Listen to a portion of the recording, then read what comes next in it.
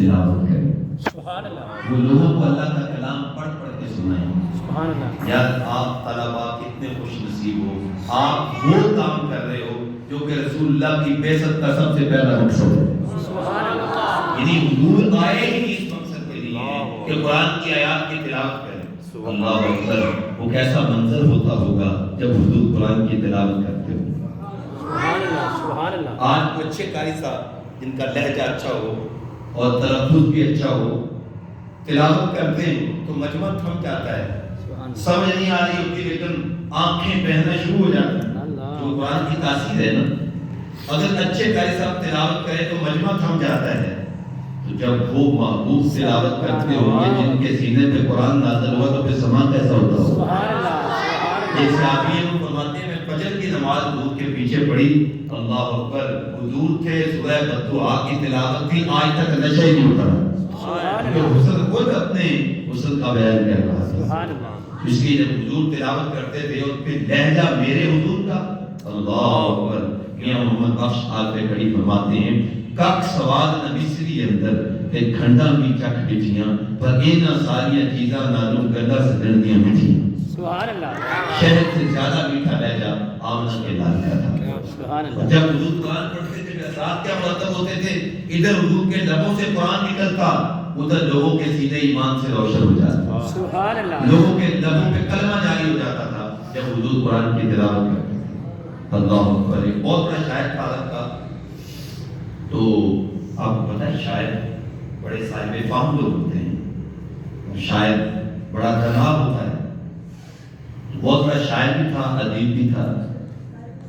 آیا آقا کی صلی اللہ کی بارگاہ میں کلمہ پڑھ کے حضور کا غلام بن کے جب واپس گیا نا، ابو جہل عتبہ شیبہ نے اس کو پکڑا اور کہا یار عجیب آدمی ہے، ایک پڑھا لکھا آدمی ہے، لیکن تو نے نہ ان سے کوئی دلیل مانگی، نہ تیرا ان سے کوئی علمی مکالمہ ہوا، تو بغیر کسی دلیل مانگے ان کا کلمہ پڑھ کے آ گیا۔ تو وہ شاعر آگے سے کہنے لگا، وہ ادیب کہنے لگا کہ ہاں تمہیں کیسے سمجھ آتی، سمجھ تو مجھے نہیں آئی کہ میں ان کا کلمہ کیسے پڑھا۔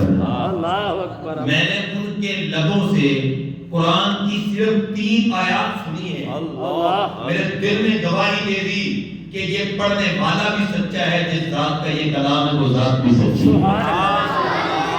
اور وہ آیات کون سی ہیں؟ وہ سورہ جو ہے وہ سبق کی آیات ہے، قل ان ربی یقذف بالحق علام الغیوب قل جاء الحق وما یبدئ الباطل وما یعید قل ان ضللت فانما اضل على نفسی وان اهتدیت فبما یوحی الی ربی انہ سمیع قریب۔ کہتا ہے میں نے جب یہ 3 آیات سنی، اب ظاہر ہے ہم تو اجمی لوگ ہیں نا، لیکن جس کی زبان ہی عربی ہے اس کو پتہ ہے کہ اس کے ایک لفظ کے اندر لطافت کتنی ہے، کلام کا حسن کیا ہے، کلام کا جمال کیا ہے، اور کلام کے اندر تاثیر کتنی ہے۔ وہ شاعر کہتا ہے میں نے کوشش کی کہ جس طرح کی یہ 3 آیات ہیں، میں بھی کوئی اس طرح کا، ظاہر ہے میں بھی شاعر ہوں، میں بھی صاحب کلام ہوں اور صاحب زبان ہوں، تو میں بھی اس طرح کا کوئی کلام بنا لوں۔ تو اس نے کہا کہ میں نے ایڑی چوٹی کا زور لگایا کہ میں اس طرح کا کلام بنا سکوں، تو 3 آیات کیا میں تو 1 آیت کی مثل بھی نہیں بنا سکا، لہذا میرے دل نے گواہی دے دی کہ یہ جس ذات کا کلام ہے وہ سچی ذات ہے، اور اس کلام کا ایک ایک لفظ بھی سچا ہے، اس میں جھوٹ کا کوئی شک بھی نہیں ہے۔ سبحان اللہ، 3 آیات سنی آقا کریم کی زبان سے، اور اللہ تعالیٰ نے اس کے سینے کو ایمان کے نور سے روشن کر دیا۔ اچھا صرف انسان ہی حضور کا قرآن سن کے ایمان نہیں لاتے تھے، حضور کا قرآن سن کے جنات بھی کلمہ پڑھتے تھے۔ سبحان اللہ، سبحان اللہ۔ آقا کریم صلی اللہ علیہ وسلم جب طائف کے بازار میں گئے تو آپ جانتے ہیں کہ اہل طائف نے حضور اکرم صلی اللہ علیہ وآلہ وسلم کے جسم اطہر پہ پتھر برسا دیا، حضور کا خون بھی بہایا گیا، اتنا دکھ پہنچا حضور کو۔ ام المومنین سیدہ عائشہ صدیقہ رضی اللہ تعالیٰ عنہ عرض کرتی ہیں حضور کیا احد کے دن سے بھی کوئی سخت دن آپ پہ آئے؟ کیونکہ احد غزوہ احد میں 70 صحابہ کرام نے دین کے لیے اپنی جانوں کا نذرانہ پیش کیا۔ حضور کے چچا حضرت امیر حمزہ نے جہاں بھی شہادت نوش کیا، جن کے بارے میں حضور نے فرمایا حمزہ میرا بھی شیر ہے، میرے رب کا بھی شیر ہے، حضرت امیر حمزہ بھی شہید ہوئے۔ آقا کے اسلام میں پٹی بندھی ہوئی ہے حضور فرماتے ما فعل عمی، لوگوں مجھے بتاؤ میرے چچا کو کیسے شہید کیا ہے۔ آقا کریم صلی اللہ علیہ وسلم کا اپنا بھی خون بہ رہا تھا، اس لیے صحابہ کے ذہن میں یہ بات تھی کہ جو ہے احد کے دن سے کوئی سخت دن حضور پہ نہیں آیا۔ اس لیے ام المومنین نے عرض کیا حضور کیا احد کے دن سے کوئی سخت دن آپ پہ آیا ہے؟ تو آقا نے فرمایا ہاں عائشہ، جب طائف کے بازاروں میں تیری قوم نے مجھے پتھر مارے تھے وہ دن تو احد سے بھی زیادہ سخت ہے۔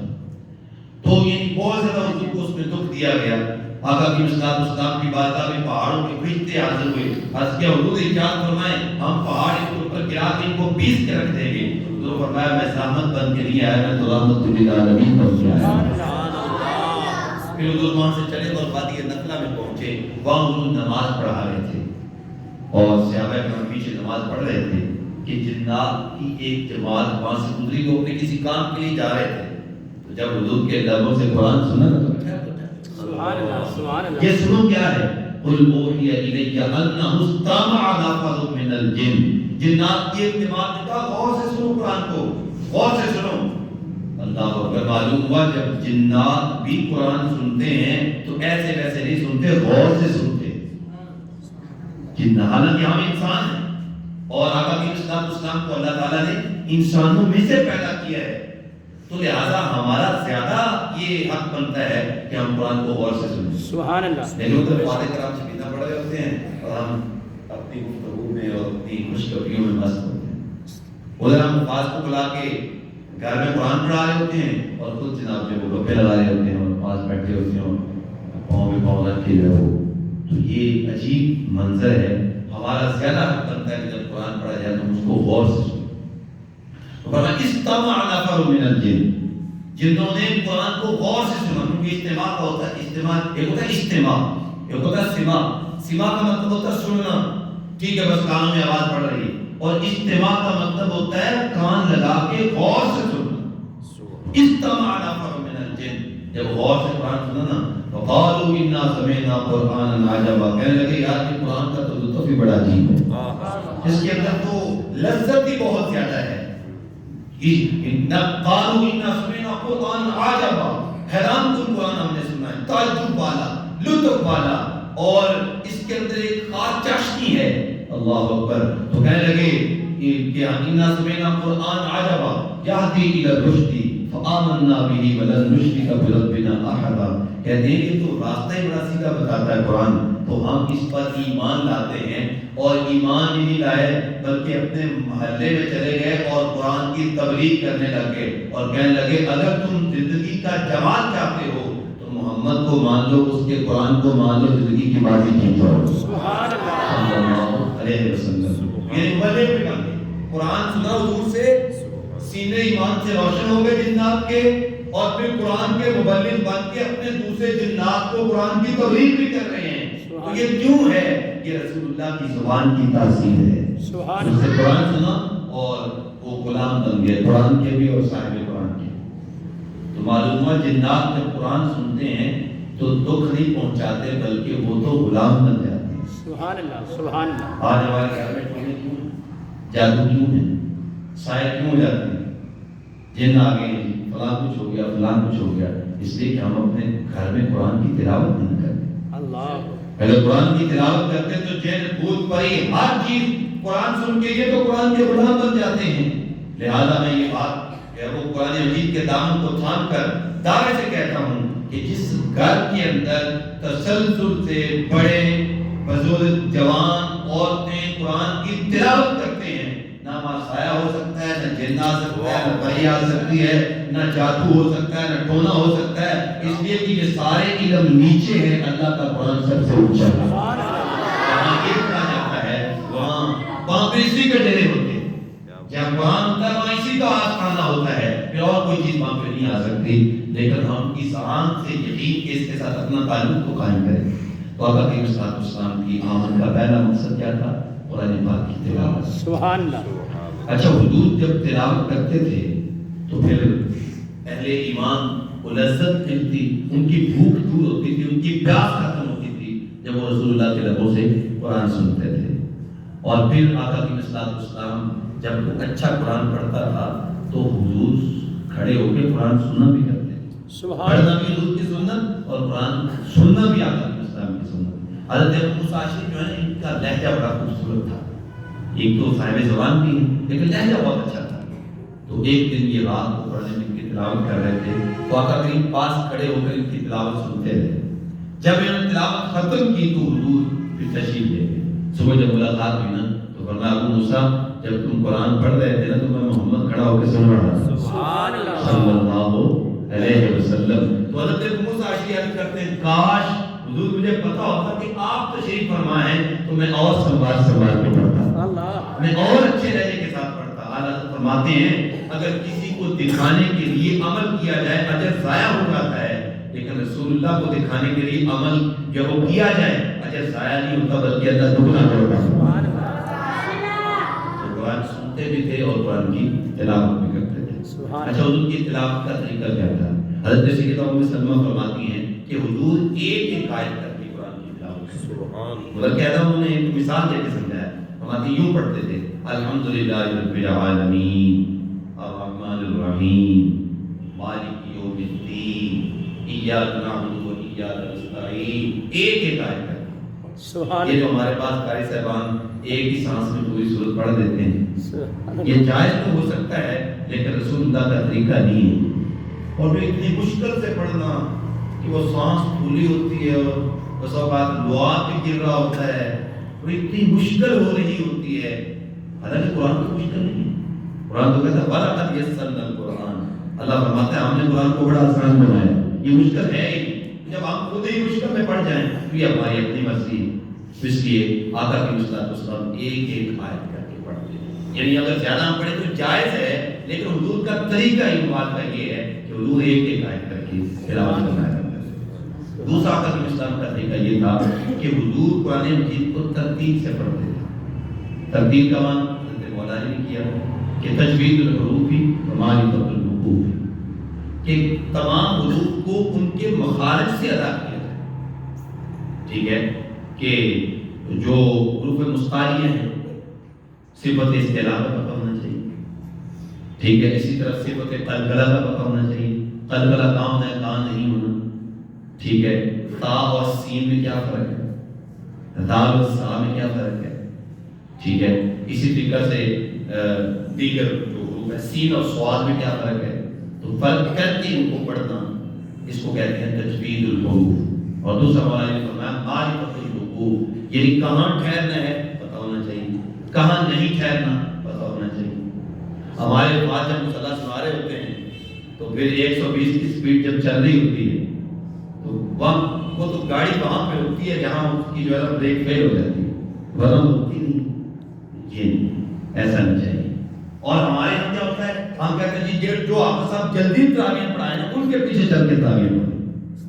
ایسا ظلم عوام کو نہیں کرنا چاہیے اور بالخصوص واضح کرام کو ایسا ظلم کبھی بھی نہیں کرنا چاہیے. قرآن کو محبت سے پڑھیں, اس کو پیار سے پڑھیں, اس کو ایک لذت دے کر پڑھیں. قرآن جیسا کلام کائنات میں جتنی اس میں لذت ہے کسی اور کلام میں لذت ہے ہی. اس لیے قرآن مجید کو ترتیب کے ساتھ ہم پڑھتے تھے. تیسرا نبی اسلام کا تلاوت کا طریقہ یہ تھا کہ جب رحمت کی آیت آتی تو حضور جھولی پھیلا کے اللہ سے رحمت مانگ دیتے تھے. سبحان اللہ. اور جب عذاب کی آیت آتی تو اللہ کا کہ اسلام اللہ کے عذاب کی پناہ مانگتے. بس اوقات قاری صاحب کوئی سورۃ تکویر کی تلاوت کر رہے ہوتے ہیں اور مجموعہ سبحان اللہ کہہ رہا ہوتا ہے. حالانکہ ہر جگہ تو سبحان اللہ نہیں کہنا. جب قیامت کے عذابوں کا تذکرہ ہے وہاں کو استغفر پڑھنا چاہیے, اعوذ باللہ پڑھنا چاہیے.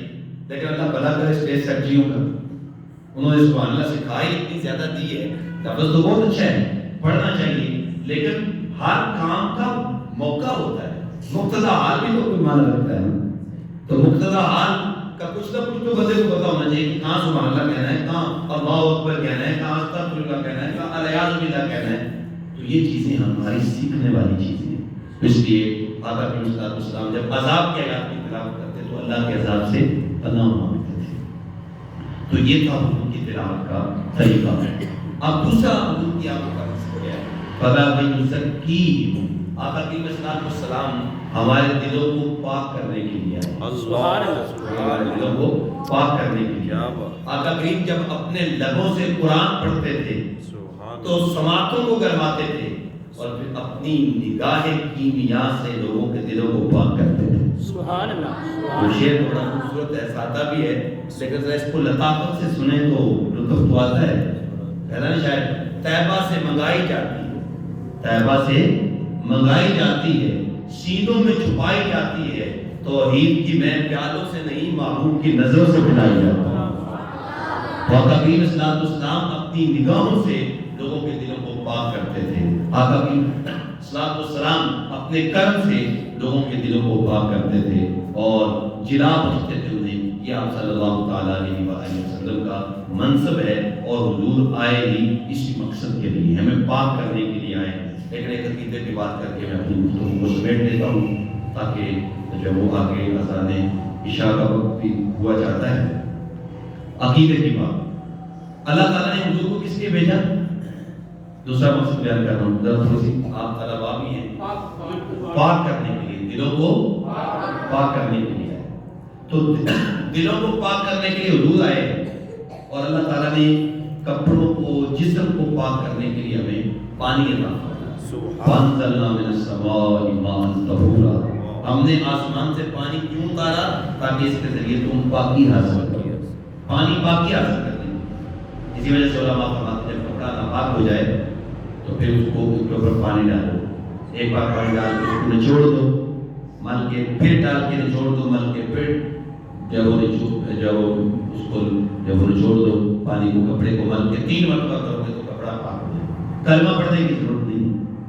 یہ ہمارے بعد جائے جو کیا کچھ پڑھ رہے ہوتے ہیں, بھائی پڑھنے کے ساتھ پاکی کا تعلق نہیں, پاکی کا تعلق پانی کے ساتھ ہے. جب پانی آئے گا جسم بھی پاک ہو جائے گا. کپڑے حضرت کے امام اعظم حنیفہ رحمۃ اللہ علیہ آپ ارشاد فرماتے ہیں اگر کسی بندے پہ غسل فرض ہے تو وہ کسی نہر کے اندر ڈبکی لگا دے, نیت نہ بھی کرے پاک ہونے کی, تو وہ پاک ہو جائے گا, کیونکہ پانی کو اللہ نے اتارا ہی پاک کرنے کے لیے. جب پانی لگے گا تو کپڑا بھی پاک ہو جائے گا, جسم پہ لگائیں گے تو جسم پاک ہو جائے گا. لیکن پانی ہے وہاں ٹوٹیوں میں, کپڑا ہے یہاں پہ, تو کیا وہاں ٹوٹیوں میں پانی کپڑے کو یہاں پاک کر سکتا ہے؟ نہیں. بھئی جب تک پانی کپڑے کے ساتھ نہیں لگے گا, پانی کپڑے کے قریب نہیں ہوگا, اس وقت تک کپڑے کو پاک وہ نہیں کر سکتا. توجہ چاہوں گا, اگر پانی کپڑے کے قریب نہ ہو تو کپڑا پاک نہیں ہوتا. اگر نبی دل کے قریب نہ ہو تو دل کیسے پاک ہو سکتا ہے؟ اس لیے ہم کہتے ہیں النبی اولیٰ بالمؤمنین من انفسہم, فرمایا تمہاری جانیں تم سے دور ہیں, مصطفیٰ تو تمہاری جانوں سے بھی دور ہے, تمہاری جانوں سے بھی قریب ہے. لہذا اپنے سینے کو پاک کرنے کے لیے اپنا عقیدہ بریلوی کے تاجدار کا احترام ہوگا, اپنے عقیدے کو درست کرنا ہوگا.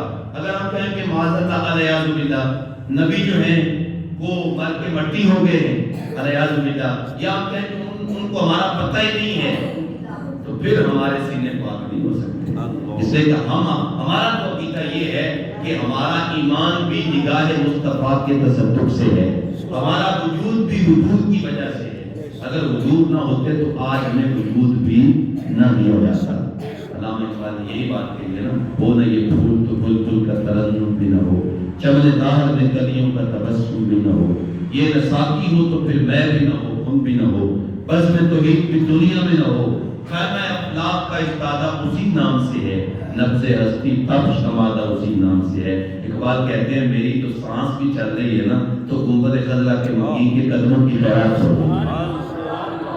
اس لیے ہر پاکی, ہر زندگی کا جمال, زندگی کا ہر کمال, ہر خوبی مصطفیٰ کریم کے قدموں کے ساتھ لگنے سے حاصل ہوگی. تو آئیے اپنے آپ کو حضور کے قریب کریں, آقا کریم اسلام کی غلامی اختیار کریں, حضور کی سنت کو اختیار کریں اور قرآن مجید فرقان حمید کتاب رحمت کے ساتھ جڑ جائیں. انشاءاللہ تعالیٰ پھر بہت زیادہ کرم نوازی ہوتے ہیں, بہت زیادہ مہربانیاں ہوگی. قرآن دنیا میں بھی عزت دیتا ہے, قرآن قبر میں بھی عزت دیتا ہے, اور کل قیامت کے دن بھی قرآن ہی والوں کو عزت ملے گی. اللہ تعالیٰ ہمارا حشر آقا کریم صلی اللہ علیہ وسلم کے غلاموں میں کرے, ان کے جھنڈے کے نیچے ہمارا حشر ہو, اور قرآن مجید کی محبت میں ہمارا حشر ہو. آمین. وآخر دعوانا